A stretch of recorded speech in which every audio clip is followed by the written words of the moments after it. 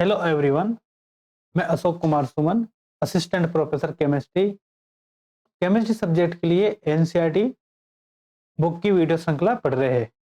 इस वीडियो श्रृंखला में हम क्या एनसीईआरटी बुक को एज इट इज कवर कर रहे हैं। इसका ये है, आप इसी बात से अनुमान लगा सकते हो कि जो एनसीईआरटी बुक से आपके, चाहे आप आरपीएससी सेकंड ग्रेड का एग्जाम की प्रिपरेशन कर रहे हो या फर्स्ट ग्रेड के, या फिर आप असिस्टेंट प्रोफेसर वाले एग्जाम की प्रिपरेशन कर रहे हो, या अन्य स्टेट के पीजीटी एग्जाम की, यहाँ इन सभी में आपके एनसीईआरटी बहुत इंपॉर्टेंट है। एनसीईआरटी से लाइन टू लाइन आपके क्वेश्चंस आने की संभावना रहती है।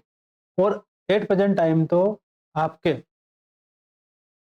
RPSC second grade, first grade और असिस्टेंट प्रोफेसर सभी वैकेंसी एक साथ आ गई है। तो आपको एनसीईआरटी पढ़ोगे तो इन सभी में आपको फायदा मिलेगा। तो हम स्टार्ट करते हैं एनसीईआरटी बुक की वीडियो श्रृंखला। इससे पूर्व वाले वीडियो में हम एमएनएस के क्लासिफिकेशन, आईयूपीएससी नामकरण वगैरह के बारे में पढ़ चुके थे। इस वीडियो में हम पढ़ेंगे इसका प्रिपरेशन एवं इसकी कुछ भौतिक प्रॉपर्टीज। तो स्टार्ट करते हैं।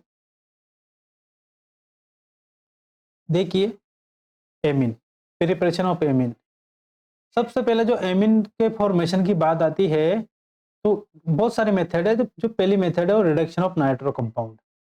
एक्चुअल में क्या है, जो NO2 ग्रुप है उसका आप रिडक्शन कर सकते हो, या तो किसी मेटल की उपस्थिति में हाइड्रोजनीकरण के द्वारा। क्लियर? इसको NH2 में कन्वर्ट कर सकते हो। यहाँ फिर आपको ये फाइन निकल, पैलेडियम, प्लेटिनम अगर मेटल नहीं लेते हो तो आप कोई धातु और उसके साथ एसिड डाल दीजिए। जो मेजर रूप में टिन और आयरन को लिया जाता है, Fe+HCl एवं टिन+HCl। क्लियर? ये भी बेस्ट मेथड है नाइट्रो ग्रुप के रिडक्शन के लिए। क्लियर? अब देखिए, जो पहली मेथड है वो है NO2 को कर रहे हैं हम कि passing through hydrogen gas in the presence of finally divided निकल। फाइनली डिवाइडेड निकल का मतलब है बारीक पाउडर, बारीक पाउडर। क्लियर? और कौन सी धातु, यहाँ पैलेडियम या प्लेटिनम, तीनों में किसी को भी ले लीजिए। एंड एक और मेथड है वो है वही जो बताया, एसिडिक मीडियम में कोई मेटल ले लीजिए तो ये नाइट्रो ग्रुप को NH2 में बदल दे। मतलब नाइट्रो जो एल्किन है, नाइट्रो एल्किन, वो एनिलीन में कन्वर्ट हो जाएगा। क्लियर? अब यहाँ कि टिन और HCl से भी हम करवाते हैं रिडक्शन, और आयरन HCl से भी हम रिडक्शन करवाते हैं। लेकिन आपके क्वेश्चन ये बन सकता है कि टिन और HCl एवं आयरन एवं HCl के साथ कौन अच्छा है। तो जो आयरन है और HCl ये बेटर मेथड है, क्योंकि एक तो आयरन सस्ता पड़ता है, इसका पाउडर क्या है, चीप है, सस्ता। दूसरी बात ये है कि इस रिएक्शन के दौरान जो हाइड्रोक्लोरिक एसिड के साथ रिएक्शन हो रही है, जो FeCl2 बन रहा है during the reaction, the only small amount of hydrochloric acid is required to initiate. क्योंकि ये जो FeCl मतलब क्या है, ये जो सेंटेंस है ये इंपॉर्टेंट है। ये क्या कह रहा है कि reaction with iron scrap and hydrochloric acid is preferred because जो FeCl2 फॉर्म होता है इसके दौरान आयरन क्लोराइड बनता है। आयरन Cl2, FeCl2 वो क्या करता है, hydrolyse to release hydrochloric acid. मतलब ये है कि खुद ही हाइड्रोलाइज होता है और वापस से HCl एसिड को रिलीज कर देता है। तो यहाँ पर जो अभिक्रिया को इनिशिएट करने के लिए, अभिक्रिया को स्टार्ट करने के लिए स्मॉल अमाउंट ऑफ HCl की रिक्वायरमेंट होती है। अब आप इसी बात से अनुमान लगा सकते हो कि यदि मैं आपसे क्वेश्चन पूछ लूं कि आपसे क्वेश्चन कर लिया जाए कि 1 ml एसिड को न्यूट्रलाइज करने के लिए कितना वाटर चाहिए, तो आपका क्या आंसर होगा। यदि आपने मेरा क्वेश्चन सुना है तो प्लीज कमेंट बॉक्स में कमेंट कीजिएगा और मुझे बताया कि 1 ml एसिड को न्यूट्रलाइज करने के लिए कितने वाटर की रिक्वायरमेंट होती है। क्लियर? नेक्स्ट है हमारे पास अमोनोलाइसिस ऑफ एल्किल हैलाइड। जो नेक्स्ट मेथड है वो है अमोनोलाइसिस ऑफ एल्किल हैलाइड। इसमें क्या करता है कि हम जैसे कि अमोनिया की रिएक्शन हमने करवाई किससे, एल्किल हैलाइड से, तो हमें पता है कि अमोनिया के पास लोन पेयर प्रेजेंट है। Lone pair behaves as a nucleophile. Clear? और यहाँ पर R और X में हेलोजन की इलेक्ट्रोनेगेटिविटी ज्यादा होती है, इस कारण से इस पर पार्शियल नेगेटिव चार्ज और कार्बन मतलब एल्काइल ग्रुप पर पार्शियल पॉजिटिव चार्ज, ये इलेक्ट्रॉन को इधर खींच कर रखता, तो ये आराम से इसके बैक बॉन्डिंग मतलब इसका जो सिग्मा स्टार है खाली उसमें ये अटैक कर सकता है। अटैक करने के कारण ये लिविंग ग्रुप बाहर निकल जाता है और हमारे पास बन जाता है सब्स्टिट्यूटेड अमोनियम सोल्ट। अभी हमारे पास प्रोडक्ट नहीं मिला, अभी सोल्ट मिला। मतलब क्या है, एक तरह से ये एसिड बेस रिएक्शन है। क्या है? Acid base reaction. ये लुईस बेस, ये लुईस एसिड, ये लेविस बेस है और ये लेविस एसिड है। क्लियर? तो ये एसिड बेस रिएक्शन हो गई। इस एसिड बेस रिएक्शन के कारण जब भी एसिड बेस रिएक्शन होती है क्या बनता? सोल्ट। तो ये सोल्ट बन गया। इसके बाद ये सोल्ट कैसे तोड़ते हैं वो यहां पर देख लीजिए। जब आपके पास ये सोल्ट फॉर्मेशन हुआ RNH3 प्लस और ये X माइनस, इस पर आपने डाल दिया, इसकी रिएक्शन करवा दी क्षार से बेस NaOH, तो क्या हुआ कि इसको तोड़ दिया। ये ऐसे था RNH H H ये प्लस और ये था X माइनस। क्लियर? अब ये इसके साथ आया OH माइनस, तो ये क्या करता है? प्रोटॉन को लेकर जाएगा। तो प्रोटॉन लेते ही दोनों इलेक्ट्रॉन्स यहीं के यहीं रह गए। तो देखो ये तो बन गया RNH2, किसमें कन्वर्ट हो गया? RNH2।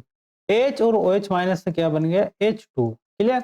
और ये जब NaOH डिसोशिएट होगा तो Na प्लस भी निकलेगा ना, ये Na प्लस और X माइनस, ये NX बाहर निकल गया, तो हमें प्रोडक्ट मिल गया 1 डिग्री एमीन। क्लियर? तो 1 degree amine further alkyl halide से रिएक्शन करके 2 डिग्री एमीन में कन्वर्ट हो जाती है। 2 degree amine further alkyl halide से रिएक्शन करके टर्शरी एमीन में कन्वर्ट हो जाती है और वापस टर्शरी एमीन के पास भी लोन पेयर है तो बिहेव एज ए न्यूक्लियोफाइल और ये अमोनिया एल्किल हैलाइड से रिएक्शन करके क्वाटरनरी अमोनियम सोल्ट में कन्वर्ट हो जाती है। क्लियर? अब ये कैसे डिसोसिएट हुआ आ गया समझ में। अब इसके बाद हम आगे बढ़ते हैं और देखते हैं कि अमोनोलाइसिस का जो डिसएडवांटेज वो है कि इसमें हम तो सोच रहे हैं कि हमारे पास प्राइमरी एमिन बन जाए या फिर हम सोच रहे हैं कि हमें ओनली सेकेंडरी एमिन मिल जाए, और यहाँ हम सोच रहे हैं कि हमें तो प्रोडक्ट केवल एंड केवल टर्शरी एमिन चाहिए, लेकिन यहाँ पर तो प्राइमरी भी मिल रहा, सेकेंडरी भी मिल रहा और टर्शरी भी मिल रहा। तो जो हमें एमिन का जो मिक्सचर मिलता है वही इसका डिसएडवांटेज है। फिर भी हमें अगर एक्सिस में मेजर प्रोडक्ट के रूप में हमें प्राइमरी एमिन चाहिए तो हमें उधर ये जुगाड़ करना पड़ेगा, ये करना पड़ेगा कि primary amine as a nucleophile use ही ना हो। मतलब जितना भी RX है एल्किल हैलाइड वो सारा का सारा किससे रिएक्शन कर ले? अमोनिया से। इसलिए हमें इस कंडीशन में अमोनिया को क्या लेना पड़ेगा? एक्सिस में लेना पड़ेगा। अमोनिया की बहुत लार्ज अमाउंट में अमोनिया को लेना पड़ेगा ताकि अमोनिया RX से रिएक्शन करता रहे एल्किल हैलाइड से और हमें प्राइमरी एमिन मिलती रहे। प्राइमरी एमिन को फर्दर रिएक्शन करने का मौका ही ना मिले, अगर मौका ही नहीं मिलेगा तो द्वितीय एमिन में कन्वर्ट नहीं होगी। इसलिए हमें अगर प्राइमरी एमिन 1 डिग्री एमिन को हमें मेजर प्रोडक्ट के रूप में प्राप्त करना हो तो हमें अमोनिया को लार्ज एक्सिस में लेना पड़ेगा। यहाँ से भी आपके क्वेश्चन बनता है। क्लियर? ये RPSC एज ए नोट्स है। दूसरा ये कि दी ऑर्डर ऑफ रिएक्टिविटी भी एल्किल हैलाइड, अगर एमिन से एल्किल हैलाइड की रिएक्शन हो रही तो कौन सा ज्यादा करेगा? आयोडाइड सबसे ज्यादा, ब्रोमाइड कम और Cl उससे भी कम। क्लियर? नेक्स्ट हमारे पास वो ये है, ये देख जो क्वेश्चन दे रखे एक ही reaction of ethanolic ammonia with C2H5Cl। देखो ये C2H5Cl है, ये अमोनिया। फर्स्ट अगर एक मॉलिक्यूल रिएक्शन करता तो हमें 1 डिग्री एमीन मिलती है, फिर दूसरा करता तो 2 डिग्री एमीन, फिर तीसरा करता तो 3 डिग्री एमीन और वापस रिएक्शन करता तो हमें क्वाटरनरी अमोनियम सोल्ट ऑब्टेन होता है। क्लियर? इसी प्रकार amino lysis of benzyl chloride and reaction of amino acid so form with 2 mole of CH3Cl। देखो ये बेंजिल क्लोराइड है,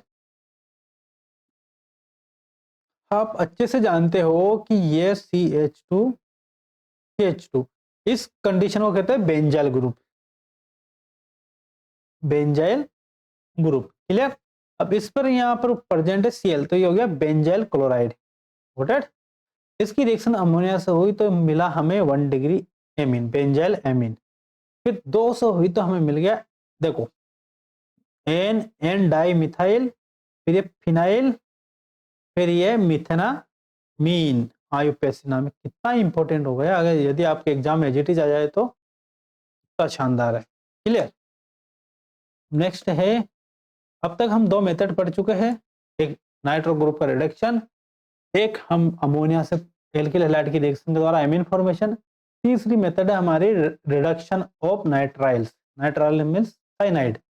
यदि हम RC ट्रिपल बॉन्ड N का अपचयन किससे करते हैं हम, यहाँ तो धातु की उपस्थिति में हाइड्रोजन गैस निकल ओइ फाइनली डिवाइडेड निकल एंड H2 गैस, या फिर हम सोडियम अमलगम जिस धातु से कर रहे हैं उस धातु का हम अमलगम बना ले इन दी प्रेजेंस ऑफ इथेनॉल, तो हमें मिल जाता है RCH2NH2। क्लियर।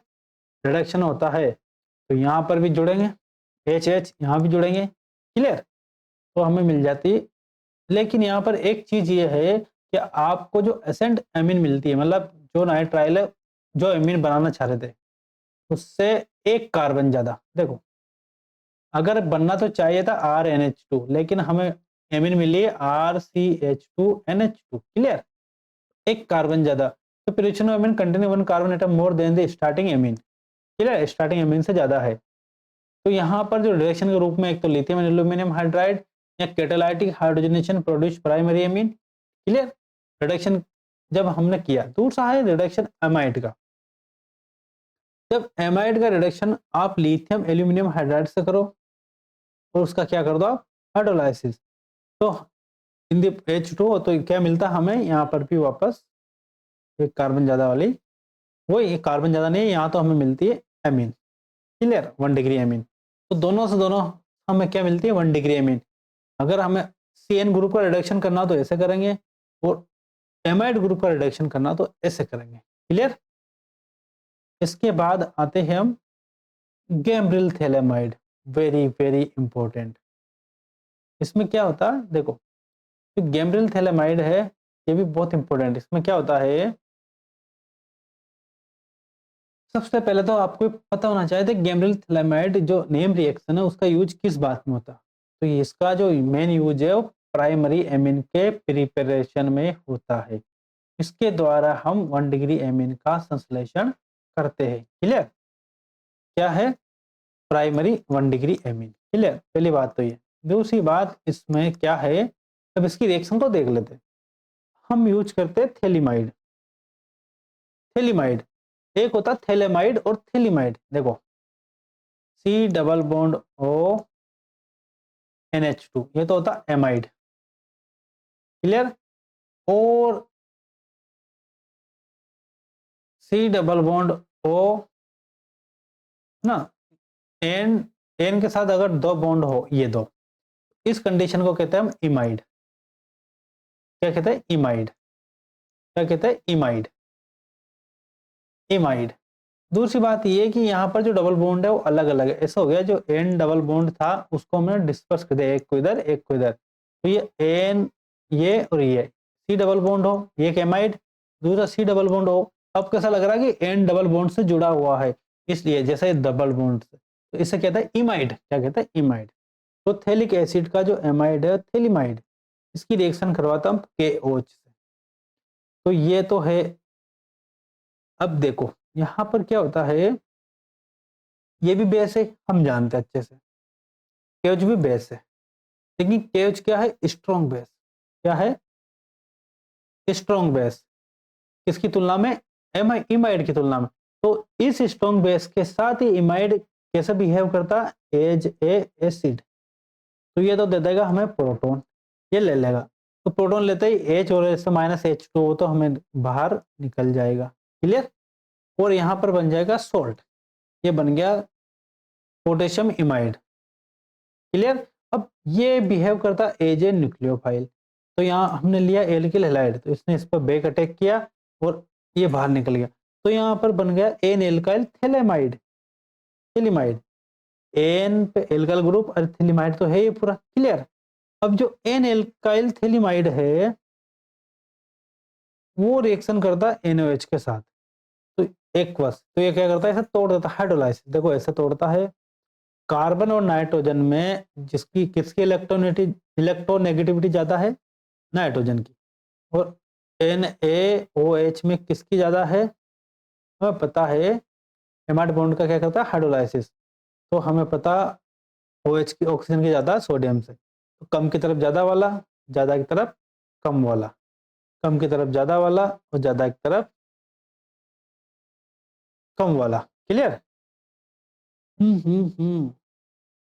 नहीं नहीं नहीं, NaOH है ना, एक वैसे तो NaO माइनस और H प्लस। क्लियर। तो ये तो यहाँ आ गया, एक चूल में एसिड बना था, एसिड का सोडियम सोल्ट, यहाँ बनने के बाद वही इसे ब्रेक कर दिया तो एसिड बनेगा, मीडियम बेसिक है तो सोल्ट में कन्वर्ट हो जाएगा, वो प्रोटॉन इस पर आ जाएंगे वहां से रिप्लेस होकर, ये एसिड के रूप में रह नहीं सकता। तो ये तो बन गया हमारे पास sodium salt of phthalic acid और हमें मिल गई 1 डिग्री एमीन। क्लियर। तो जो प्रोडक्ट था वो था 1 डिग्री एमीन। 1 डिग्री एमीन बनाने की बेस्ट मेथड है थैलेमाइड सिंथेसिस। नेक्स्ट जो एमीन संश्लेषण की मेथड है वो है तापमान ब्रोमेमाइड डिग्रेडेशन। इसमें क्या होता है कि इसमें एमाइड की रिएक्शन करवाते हैं, किससे, ब्रोमीन से, इन दी प्रेजेंस ऑफ 4 NaOH, तो हमें 1 डिग्री एमीन मिलती है। लेकिन 1 डिग्री एमीन वही मिलती है जो हमें 4 है। अगर हमें एक कार्बन ज्यादा की 1 डिग्री एमीन चाहिए, मतलब जितने कार्बन उतने ही की 1 डिग्री एमीन चाहिए, तो हमें इसका क्या करना पड़ेगा फिर, रिडक्शन। ये आपको अंतर पता होना चाहिए, क्या करना पड़ेगा, रिडक्शन। लेकिन यहाँ पर एक कार्बन कम की बनाना तो हमें करना पड़ेगा हाफमान ब्रोमेमाइड डिग्रेडेशन। डिग्रेडेशन का मतलब ही है कि कार्बन को हमने हटा दिया। क्लियर। तो भी बहुत इंपॉर्टेंट मेथड है। अब ये दो एग्जांपल है एनसीईआरटी का, which chemical evolution for the following convergence. देखो पहला है कि CH3CH2Cl, मतलब एथेन क्लोराइड को किस में कन्वर्ट करना है, प्रोपेन एमीन में। Clear, N propane amine. तो इसमें क्या करना पड़ेगा कि पहले इसको Cl को रिप्लेस कर दो Cn से, क्योंकि एक कार्बन ज्यादा वाली हमें क्या बनानी है, 1 डिग्री एमीन। तो ये हो गया प्रोपेन नाइट्राइल। क्लियर। क्लोरोइथेन से हमें क्या मिल गया, प्रोपेन नाइट्राइल। और प्रोपेन नाइट्राइल का रिडक्शन कर दिया तो हमें मिल गया प्रोपेन 1 एमीन। क्लियर। और यदि क्लोरोफिनाइल मीथेन दूसरा, इसकी से हमें एक कार्बन ज्यादा मिलना तो वापस CN कर दो, आराम से होगी, और इसका रिडक्शन कर दीजिए, ये मिल जाएगा। दोनों कितने शानदार, वो बहुत अच्छे एग्जाम्पल है। क्लियर। तो यह थी इसके सिंथेसिस की विधियां। नेक्स्ट वीडियो में हम पढ़ेंगे इसकी फिजिकल एवं केमिकल प्रॉपर्टीज। यदि ये वीडियो आपको ज्ञानवर्धक लगा हो, सच में आपके कंसेप्ट क्लियर हो रहे हो, और सच में आपके अंदर एक जुनून आ रहा हो, या आप प्रेरित हो रहे हो कि हमें एनसीईआरटी पढ़ना चाहिए, एनसीईआरटी सब बाकी बुक्स भी पढ़ सकते, प्लीज इस वीडियो को लाइक शेयर एवं सब्सक्राइब जरूर कीजिए। धन्यवाद।